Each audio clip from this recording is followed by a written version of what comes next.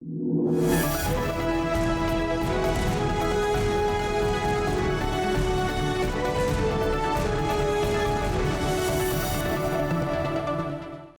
and a very warm welcome to Crypto Weekly Wrap, where we get you latest news and updates of top events from Cryptoverse that happened in the past week. I am Ruchi Sharma. And I am Manoj Dara. And Ruchi, let's get started with the top story for the day. Yes, sure. Bitcoin, the world's largest cryptocurrency by market cap, hit the $25,000 mark on Sunday, a level last seen in mid-June, after which short-term buyers rushed to lock in profits and its price returned to the $24,000 mark. It comes shortly after the world's largest digital coin surpassed the $25,000 level for the first time since June, following a rise in US stocks. The most recent crypto rally was a result of the latest consumer price index. A less than estimated year-on-year increase of 8.5% CPI revealed cooling inflation. However, with Fed officials taking a hawkish stance, an event that led to a further fall in the crypto market. The crypto market experienced a decline on Thursday as a result of the US central bank's remark from the previous night, which hinted that additional interest rate increases were imminent. The crypto market had a sharp sell-off on Friday, dropping to its lowest level in more than 3 weeks as Bitcoin fell under the $22,000 barrier. This, according to trades and analysts, is attributable to the Fed's anticipated rate hike next month and the decreased DeFi activity. अब जाके Sunday को $25,000 का जो mark है वो bitcoin ने touch किया, लेकिन फिर एकदम से हमने गिरावट देखी कि जो 3 हफ्ते पहले का जो मार्क था $22,000 पे, फिर से उस पर बिटकॉइन आ चुका है. बहुत से रीजंस इसके पीछे हैं, लेकिन अभी फिलहाल ये देखा जा रहा है, सबकी नज़र इस बात पे है कि फेड अब जो अगले महीने हाइक करेगा वो हाइक कितना होगा. आपको क्या लगता है कि हाइक कितना होगा, उसका क्या असर होगा और कब जाके जो मार्केट है वो थोड़ी स्टेबल होगी और हम वो एक पॉजिटिव ग्राफ देख पाएंगे? तो उसका एक सीक्वेंस हम हमारे व्यूअर्स को बताना चाहेंगे कि ये हुआ क्या था. सबसे पहले तो ये जानना जरूरी है कि इन्फ्लेशन का एक बहुत बड़ा एक सिनेरियो बना हुआ था. उसे टेम करने के लिए वहां पर उन्होंने जून से इंटरेस्ट रेट बढ़ाना चालू किया. That was 75 basis points, larger than expected interest rate hike हुआ था. वहां पर मार्केट्स गिरे थे और वहां पर फिर इंटरेस्ट रेट, यूजुअली क्या होता है कि इंटरेस्ट रेट जब भी बढ़ते हैं, इनफैक्ट इन्फ्लेशन को कंट्रोल करने के लिए इंटरेस्ट रेट बढ़ाना पड़ता है कि इकोनॉमिकल एक सिचुएशन है, इकोनॉमिक्स है बेसिक. अगर उसकी वजह से अगर इकोनॉमिक एक्टिविटी, दैट मीन्स अगर कुछ या फिर कोई एडवर्स इम्पैक्ट होता है तो उसका इम्पैक्ट आता है ओवरऑल जीडीपी पे. जीडीपी के नंबर जो आंकड़े आए थे यूएस के, वो एक बहुत बड़ा डिसअपॉइंट किया था. लोअर देन एक्सपेक्टेड नंबर्स आए थे एंड दिस कंफर्म्स दैट कि recession will hit the economy very soon. तो उसमें क्या होता है कि जब ये रिसेशन का एक चांसेस होता है तो वहां पर एक ऐसा एनवायरनमेंट बनता है जहां पर interest rate more than larger than expected interest rate hikes नहीं होंगे. बिकॉज अगर आप रिसेशन में जा रहे हो तो इंटरेस्ट रेट बढ़ा के कोई मतलब नहीं है. तो वहां पर एक रिलीफ रैली हमने देखी क्रिप्टो मार्केट्स में, जहां पर एक ब्रॉड बेस्ड बाइंग भी आई थी. $25,000 मार्क जैसे हमने बताया हमारे व्यूअर्स को एक आया था. और इनफैक्ट वेडनेसडे के जो FOMC मीटिंग के जो आउटकम आया वो क्लियरली इंडिकेट कर रहा है कि फिर से एक 75 बेसिस पॉइंट इंक्रीज का, इंटरेस्ट रेट इंक्रीज का एक सिनेरियो बना हुआ है. Big correlation is there between crypto currency market and the stock market in US, and hence we are seeing a broad based sell off. As we speak the market is रफली around 7 to 8% down. So moving on, Nirmala Sitharaman, the Union Finance Minister, firmly told the audience that the Bitcoin is not money during a speech at a BJP Economic Cell event.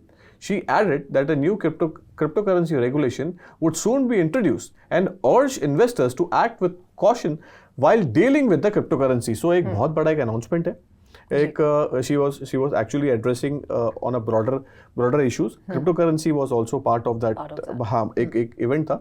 और ये specially जो statements आ रही है वो आ रही है Binance और WazirX के जो स्पैट है उसके बाद में ED का एक बहुत बड़ा इन्वॉल्वमेंट है, जहाँ पर 64 करोड़ के लगभग के WazirX के जो डायरेक्टर है उनके assets they were frozen and vault करके there is an involvement of रफली अराउंड 350 odd crores का. सो ED is taking action, the country is going harsh on this thing and only time will tell कि ये जो crypto currency regulations है वो कौन से डायरेक्शन में जाते हैं. इधर may be they will attract those individuals who have gone away from India, और या फिर हमारे जो इन्वेस्टर्स हैं क्रिप्टो करेंसी के वो उसकी तरफ अट्रैक्ट होंगे. Time will tell. एक्चुअली, और इसी मीटिंग में निर्मला सीतारमन ने ये भी कहा कि लेकिन she is not opposing the blockchain technology को वो लोग एक्सेप्ट कर रहे हैं। ब्लॉकचेन तो ये तो गवर्नमेंट का स्टैंड है कि यहाँ पर उस टेक्नोलॉजी को सपोर्ट कर रहे हैं कि but there is the money laundering thing that is only bothering them. या right. Moving on, the Federal Reserve Board on Tuesday issued new directives to banks seeking to diversify into offering crypto asset-related activities. According to the directives, the banks should notify the Fed Board before engaging in crypto activities, assess whether crypto-related activities are legally permissible, and determine whether regulatory filings are required. तो यहाँ जैसे कि हर किसी का अभी फिलहाल focus इस पे है कि कुछ ना कुछ हद तक क्रिप्टो करेंसीज को रेगुलेट किया जाए या थोड़ा सा स्ट्रिक्ट हो जाए उसके आसपास। तो अभी फेड ने भी कह दिया कि बैंक्स कुछ भी अगर क्रिप्टो करेंसी के अराउंड कोई भी एक्टिविटीज़ करते हैं तो फेड को बताना ज़रूरी है, उनको इन्फॉर्म करना ज़रूरी है, और सब कुछ जो है वो लीगल दायरे के अंदर होना चाहिए और रेगुलेशंस को फॉलो किया जाना चाहिए। Regulations is more important. और यहाँ पर अभी जैसे हमने देखा था कि एक ब्रॉड बेस्ड सेलिंग भी हुई थी मार्केट में, और अभी इसकी पहले वाली जो खबर हमने हमारे व्यूअर्स को बताई थी, तो इंडिया में रेगुलेशंस फेड, और हम आगे अपनी आगे आने वाली खबर में ये देखेंगे कि यूरोपियन यूनियन में क्या हो रहा है और यूरोप में क्या हो रहा है रेगुलेशंस को लेकर। So a proposed modified financial services bill tabled Wednesday that the European Union banks will, with exposures to cryptocurrencies, will likely face limits on such holdings and hefty capital requirements. The plan under consideration effectively restricts bank ability to lend using the virtual assets they currently own, as cryptos are considered unduly volatile and speculative. So India, हमने US की बात करी और यहाँ पर हम European region की हम बात कर रहे हैं। तो दिस इज अभी हुआ क्या रुचि, टेरा लूना के कोलैप्स के बाद में there was a separate episode. हमने टेरा लूना का एक बहुत बड़ा कोलैप्स देखा था जिसने पूरे मार्केट को तहस नहस कर दिया, और at a time when rising interest rate scenario जो यूएस में बना हुआ था, ये दोनों जो इवेंट है मार्केट को बहुत डबल इफेक्ट हुआ। और यहाँ पे इंटरेस्ट रेट बढ़े, यहाँ पर एक कंसर्न हुआ, क्रिप्टो लेंडर्स डिफॉल्ट पे गए, और यहाँ पर इंटरेस्ट रेट फिर बढ़ रहे हैं, आंकड़े रिसेशन की तरफ जा रहे हैं, बट एफओएमसी मीटिंग से कुछ इंडिकेशन कुछ हो रहे हैं। यहाँ पर हम देख रहे हैं कि यहाँ पर there are lot of cryptocurrency exchange भी ब्रॉडर कंसर्न्स में है। तो ये जो अप्स एंड डाउन जो यहाँ पर इंटरेस्ट रेट बढ़ रहे हैं, यहाँ पर इनफैक्ट बहुत सारे scams, crypto currency exchanges, crypto lenders, वहाँ पर बैंकरप्सी हो रहे हैं, they are filing for bankruptcy. So उसमें क्या होगा कि बैड एक्टर्स जो हैं वो एलिमिनेट हो रहे हैं मार्केट में, which is actually a good sign, because जो स्टेबल अभी इसके बाद जो एक्टर्स होते हैं, दैट मीन्स मार्केट पार्टिसिपेंट्स जो होते हैं, जो एक्सचेंजेस होते हैं, क्रिप्टो लेंडर्स होते हैं, उनके साथ में रेगुलेशंस को आके लेके जाना बहुत ईजी हो जाएगा, and that is something which they are looking for to take this market to the next level. Right. Moving on. So, blockchain-based payment network Ripple CTO David Schwartz has intensified an ongoing spat which is set to turn murkier by equating miners of Ethereum and Bitcoin to shareholders of eBay while terming the native coin of these projects as securities. Schwartz's comments was in response to Ethereum founder Vitalik Buterin's tweet in which he said that XRP had lost their right to protection when they tried to throw us under the bus and called us China-controlled. तो यहाँ पर पहले तो मुझे समझ में नहीं आ रहा है कि ये ट्विटर पे ये क्यों एक्सचेंज करते हैं। They can easily pick up the call और maybe exchange emails, what they are trying to achieve, that is actually not, I don't understand that. So I think जब एसईसी ने ये suit file किया XRP के खिलाफ, तो I think ongoing case है एक बहुत बड़ा, जो ऑनगोइंग कोई केस है इनके फंड्स को लेकर और भी चीज़ों को लेकर, तो आई थिंक उसमें रिपल ने इस तरह के कमेंट्स आई थिंक बाकियों को भी टारगेट करना शुरू कर दिया, बाकियों पे भी उंगली उठाना शुरू कर दिया, और वहाँ पे कहीं ये कहा गया कि जो बिटकॉइन और इथीरियम है वो that is controlled by eBay and they are like securities, and Ethereum and Bitcoin are China controlled.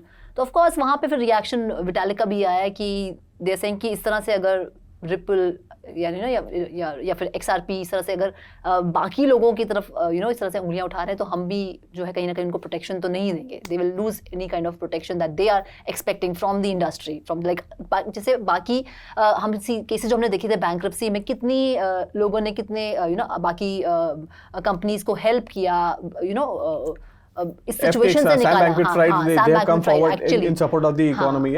So I mean this is something, the spat is there, Twitter पे हो रहा है। हमने last week वो भी देखा था, Binance and WazirX they were openly criticizing each other, which is actually not good for the ecosystem. They should come out clean of this situation, और in fact एक matured I mean, they are huge. Approach They are होना चाहिए. technology huge. Ethereum is such a second largest crypto. Crypto, And they should behave maturely. You know, in that's what is my opinion. Actually. So moving on, a Polkadot parachain project has said that it recovered nearly 2.97 billion from 16 addresses that minted 3 billion ACLA USD. In a security incident last Sunday, the team recovered 1.29 billion AUSD on August 15 after putting the network into maintenance mode and burned the tokens. The team recovered another 1.682 billion AUSD in its most recent update and is expected to burn before the team's network is restored. This is the technology. I mean, so tech side is something, you know, which they are. I mean, the objective behind it is actually not known. And but ये खबर का consumers पर या for that matter उनके investors पे क्या impact होगा, that only time will tell.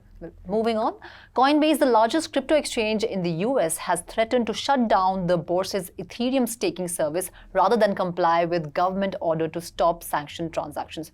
तो I think जिस तरह से अभी जो लॉ मेकर्स हैं वो थोड़े से स्ट्रिक्ट हो रहे हैं, तो कहीं ना कहीं कंपनीज का, एक्सचेंजेस का भी एक कुछ अलग सा रवैया देखने को मिल रहा है. तो यहाँ कॉइनबेस ने सीधा कह दिया कि मैं गवर्नमेंट के जो ये स्टॉप सैंक्शन ट्रांजैक्शन को कंप्लाई करने से अच्छा है कि मैं जो सारी स्टेकिंग इथेरियम की सर्विसेज है वो ही बंद कर दूं. एक बहुत इंपॉर्टेंट खबर ये भी है रुचि की, कॉइनबेस एक 14% के करीब स्टेक इथेरियम का होल्ड करता है, तो विच इज रफली around 1.9 million इथेर.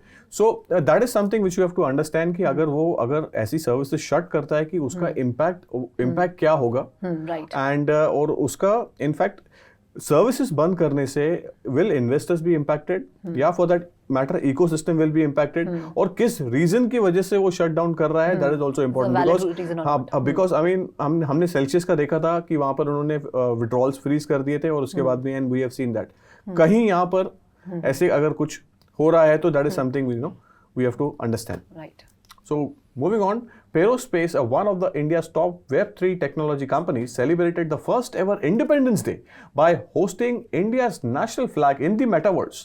Life of Pi fame renowned actor Adil Hussain becomes the first ever personality to hoist the India's national flag in the metaverse. So बहुत proud moment है. Flag hosting चाहे metaverse में हो, चाहे हमारे ground पे हो, या फिर फॉर दैट मैटर हमारे पीएम होस्ट कर रहे हैं उसको, तो वो एक बहुत ही प्राउड मोमेंट होता है. And metaverse and Web3 is something which is gaining traction. Although crypto currency market थोड़ा सा it's डामाडोल है, बट ये सारी Web3 एक्टिविटीज और metaverse activities are actually picking up, which is a very, very positive move. In fact, NFTs are also picking up. This is our next news. A.R. Rahman, an Oscar-winning Indian film composer, has teased the launch of his metaverse project on Twitter. Katrar is the title given to the music composer's metaverse project. In other news, Sampooran Singh Kalra, aka Gulzar, a legendary poet, has collaborated with Culture Mint to create NFTs of his timeless poems. As part of this collaboration, some of his best works, including Samandar, Lal Haveli, Barish, and One-Sided Love, will be digitally immortalized. तो यहाँ A.R. Rahman metaverse project लेकर आ रहे हैं. Twitter पर उन्होंने उसका announcement किया, and of course and he is saying get intrigued. तो कहीं ना कहीं वो थोड़ा सा क्यूरियोसिटी बना रहे हैं. और तो वहीं गुलजार, आई मीन दोनों लेजेंड्स हैं. तो गुलजार भी अपनी पोएम्स को इमॉर्टलाइज करने वाले हैं with NFTs. So I think this is also very very positive move. जैसे कि आप कह रहे हो, Web3 टेक्नोलॉजी को अच्छे से अपनाया जा रहा है और मेटावर्स और ज़्यादा बढ़ रहा है. और मेटावर्स में हमें देख रही हूँ कि सिर्फ सेलिब्रिटीज़ ही नहीं आ रहे हैं, ब्लॉकचेन्स भी जो है वो मेटावर्स की तरफ जा रही है. तो मेटावर्स इज़ द फ्यूचर, ये बहुत क्लियरली दिख रहा है. या Web3 पर काफ़ी एक हमने रिसेंटली पॉलीगॉन के रविकांत अग्रवाल से भी बात करी थी. उनके सारे प्रोजेक्ट्स के लिस्ट वो खत्म ही नहीं हो रही थी. उन्होंने एक बहुत ही अच्छी तरीके से एक्सप्लेन किया कि टेक्नोलॉजी कितना वाइटल और एक इम्पॉर्टेंट पार्ट प्ले करता है गोइंग फॉरवर्ड. बिकॉज उनके जो कोका-कोला के साथ में टाइप्स हुए थे, इंस्टाग्राम के साथ में टाइप हुए थे, मर्सिडीज बेंज के साथ में, you name the company, you name the brand they are with, because they are looking for a good technology partner and a technology that will take them to the next level. All right, that's all there is in today's weekly wrap. This is Manoj Dara signing off. And this is Ruchi Sharma signing off. Do like, share and subscribe to 3.0 TV. Have a great weekend. Thank you.